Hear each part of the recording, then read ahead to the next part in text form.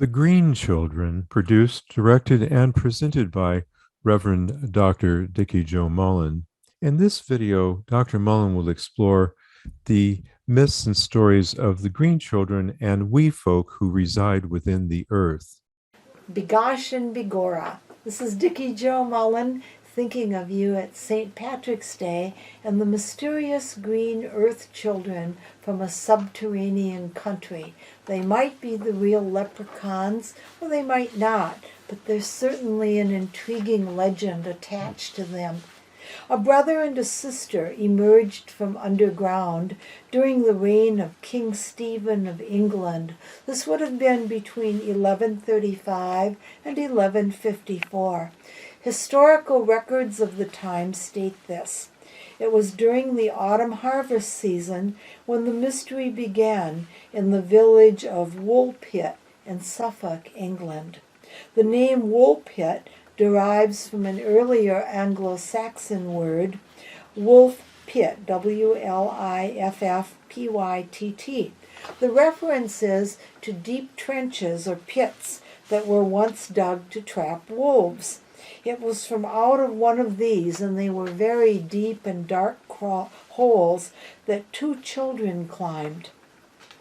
Their clothes were described as strange, and even stranger, their skin color was green. They seemed confused as they wandered into the field toward some workers who were there reaping. Finally, the laborers grew concerned and took the youngsters, who appeared to be about 8 to 10 years old, into the village to be questioned by the mayor. No one could understand the language they spoke, although they conversed with each other, so it was a language. Eventually, these young strangers were taken to the household of an important person, a landholder whose name was Richard Dikki. They became hysterical, and they refused to eat the food they were offered. This continued for days and days, and it seemed like the children would starve. Then they saw some beanstalks. They became very excited and motioned that they wanted the green beans. When they tore the stalks open and found them hollow, both of the children burst into tears. Someone showed them how to take the beans off the stalks, and, desperate for food, they ate. Over time, they slowly began to nibble bread. The boy, the younger and the smaller of the two children, did not thrive. Eventually, he weakened and died, but the girl fared better. She adjusted to her new home, attended church, and was baptized. The greenish tinge to her skin finally faded, and she became healthy and beautiful. She learned English, and she was even able to recall her early childhood. She said that the two really were a brother and sister, and that their home was in a world of perpetual twilight. All of those who lived there were green, and the place was named St. Martin. She could not say where this was located, but just that there was a great river across which a luminous land could be seen in the distance. One day, the girl said, she and her little brother were watching their father's cattle. They followed the animals into a cavern, and there were distant sounds of bells.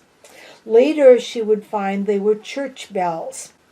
The children wandered into the dark cavern, further and further, and they became lost and frightened.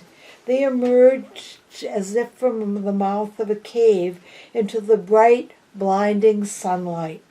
This was brighter than any light they had ever seen before in their world of perpetual twilight. They were terrified by the farm workers and tried to return to find the entrance back to their cave, but they could not. That's when they were observed, caught, and taken to the village. The little girl took the name Agnes Barr. As is often true of the fairy folk, she acquired a reputation for being promiscuous, wild, and wanton behavior. She married well, though, to an ambassador of King Henry II. Today, The current Earl of Ferrers, a man named Robert Shirley, who's the 14th Earl, claims that he's descended from the union of Agnes Barr and the ambassador. There are several versions of this legend of the green children, seemingly orphans from a subterranean civilization, but this is the most consistent one. A supernatural link to another world through the earth has long been suggested. One account of the green children is as recent as 1828. Other studies are even more contemporary, dating from 1965 and 1998. Some relegate it all to the realm of imagination, a mere fairy story, a leprechaun tale.